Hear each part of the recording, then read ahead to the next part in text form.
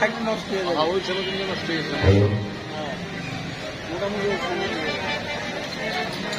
বর্ষবরণ উপলক্ষে আজকের এই যোগ্য সংখ্যা দিতে পার্লামেন্টের অনুষ্ঠানে থেকে মাত্র কয়েক মিনিটের মধ্যে শুরু হবে। আপনারা দেখতে পাচ্ছেন বাংলাদেশে একজন প্রখ্যাত বাউল সঙ্গীত শিল্পী আমাদের বরিশাল জেলার সারা দেশ এবং দেশের বাইরেও যারা অনেক খ্যাতি রয়েছে এই বাউল শিল্পী আমাদের চালক ঘন্টা কোনায় মন্ত্রী জীবনী হয়েছে এবং আরেকজন পরিচিতি